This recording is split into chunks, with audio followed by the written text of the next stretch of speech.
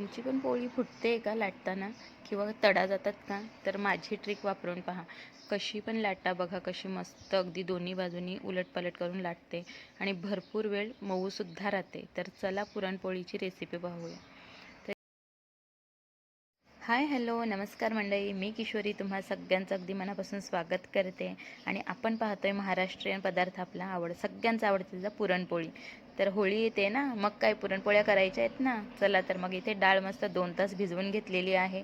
सुक्की असतानाच 1 वाटी मोजून घेतली आणि पाहू शकता मस्त अशा गरम पाण्यात आता ती शिजायला घालते. आता तुम्ही कुकरला लावू शकता किंवा भांड्यात एखाद्या लावू शकता डाळ शिजायला. पण इथे काय होतं का, जो पहिला उकळ येतो आणि त्याच्यावरची फेस येतो ना ज्या डाळीचा, तो काढून टाकायचा असतो, कारण तो शरीराला काही चांगला नसतो म्हणून. तर कुकरलासुद्धा लावताना ही काळजी नक्की घ्या आणि नंतर झाकण लावा. तर थोडंसं मीठ घातलेलं आहे आणि थोडीशी हळद घातलेली आहे, ढवळून घेतलेलं आहे आणि मस्त अशी डाळ शिजायला लावलेली आहे. पाहू शकता तुम्ही इथे 20 मिनिटामध्येच माझी डाळ शिजवून झालेली आहे, कारण की भिजवलेलीच तेवढी ना, 2 तास अगोदर भिजवलेली. तर इथे डाळसुद्धा मस्त शिजवून झालेली आहे. आता ती काढलेली आहे आणि पाणी तिचं वेगळं करून घेतलेलं आहे. तुम्ही पाहू शकता. आता ह्या पाण्याची आमटी वगैरे किंवा सार म्हणू शकतो ते करू शकता तुम्ही. तर मी आज ते काही दाखवणार नाही, फक्त पुरणपोळी दाखवणार आहे. तर इथे आहे ना, आता ज्या भांड्यात डाळ शिजवलेली आहे त्याच भांड्यात डाळ काढून घेतलेली आहे आणि डाळ फक्त 20% त्यामध्ये पाणी ठेवायचं. एकदम ओली डाळ ठेवायची नाही, कारण सारण मग पातळ होतं.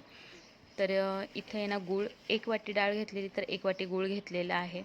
आणि बघा आता पुन्हा गॅसवर ठेवले आणि भांडे ना भरपूर असे काढत नाही बसायचे. आता हा माझा भांडा आहे ना, तर तो जाडबुडाचा आहे, जाडसर आहे, त्यामुळे त्यामध्ये अगदी मस्त होऊन जातं. तर इथे पाहू शकता मी घाटतच राहिलेली आहे सारण. आणि सारण अगदी बरोबर परफेक्ट कसं झालं आहे, तर हा चमचा जो आहे ना, किंवा आपली उलथणी असते ती त्यामध्ये उभी राहिली की समजायचं आपलं सारण एकदम परफेक्ट आहे. तर इथे एकदम कोरडं पण नाही आणि एकदम ओलसरसुद्धा नाही, अशा पद्धतीने सारण मी करून घेते. आणि हे बघा, मस्त असं सारण चाळणीने चालूनसुद्धा झालेलं आहे. बोटंसुद्धा माझी दुखली नाहीत किंवा काहीच नाही, कारण डाळ आणि सारण एकदम परफेक्ट शिजलं की भारी होऊन जातं. आता ह्यामध्ये वेलची पूड आणि जायफळ पूड घालून घेतलेली आहे. आणि काय होतं ना, ते चमच्यानेच सगळ्या गोष्टी करायला मला खरंच आवडत नाही. मला हाताचा स्पर्श झाला ना त्या वस्तूला, की ती वस्तू अजून रुचकर होते असं मला वाटतं. म्हणून मी हाताने सगळं सारण एकजीव करून घेतलं आहे आणि आता बाजूला ठेवलं आहे. आता इथे ना मी कणकेची किंवा गव्हाच्या पिठाची ही पोळी दाखवते. तुम्हाला जर मैद्याची करायची असेल नुसती, तर मैद्याचीसुद्धा करू शकता. तर इथे 2 वाटी गव्हाचं पीठ घेतलं आहे आणि त्यामध्ये पाव वाटी मैदा घालून घेणार आहे. चवीनुसार मीठ घातलं आहे आणि किंचित अशी हळद घालून घेतलेली आहे. आणि आहे ना ताईंनो, हे सगळं आता कोरडं सारण जे आहे ते सगळं मिक्स करून घेतलेलं आहे हाताने. आणि त्यानंतर थोडंसं तेल घालून घेतलेलं आहे. हे बघा, इथे थोडंसं अगदी 1 चमचाभर तेल घातलेलं आहे आणि ते पुन्हा सगळ्या पिठाला व्यवस्थित लावून घेतलेलं आहे.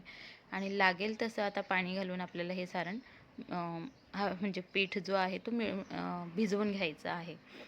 तर इथे आहे ना, हळूहळू सगळं असं मळून घेतलेलं आहे. आता थोडी व्हिडिओ मध्ये मध्ये फास्ट केलेली आहे. तर इथे सगळं पीठ भिजवून घेतलेलं आहे, छान मऊसूत झालेलं आहे. वरून तेल लावून एक 15 ते 20 मिनटं मी ठेवलेलं, कारण की मला इन्स्टंट तुम्हाला दाखवायची होती ना म्हणून. तसं तर मग मी पुरणपोळ्या करायच्या असल्या तर अर्धा किंवा 1 तास व्यवस्थित जी कणिक आहे ना ती भिजवून ठेवत असते.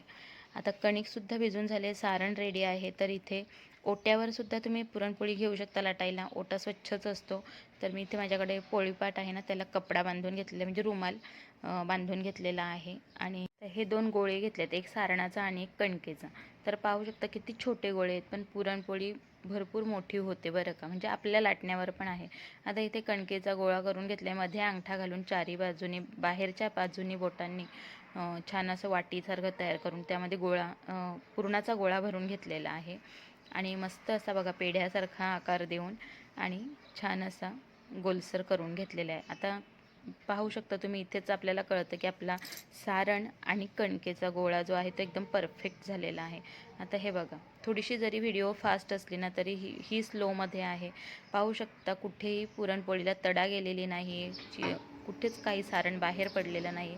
मस्त अशी पुरणपोळी लाटून झालेली आहे. आता पॅनसुद्धा गरम झालेला आहे, पॅनवर टाकून घेतले आणि पाहू शकता सतत उलटपालट करायची नाही. आता हे असे बबल्स आले की मग पटकन उलटून घ्यायची. पाहू शकता अशी टम्म फुगायला सुरुवात झालेली आहे. पण काय होतं ना, कधी-कधी हवा जास्त भरली गेली की एखाद्या बाजूने ती निघून जाते. तसंच हिचं झालेलं. पण दुसऱ्या बाजूने पहा मस्त अशी फुगून वर आलेली आहे.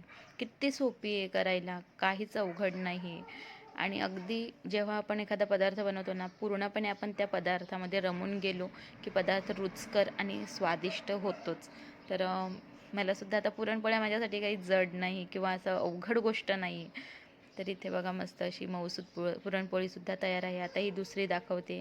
दुसरीसुद्धा मस्तपैकी अशी झालेली आणि मला शक्यतो सांगते ना, हाताचा स्पर्श करायला जास्त आवडतो. पटापट होऊन जातात.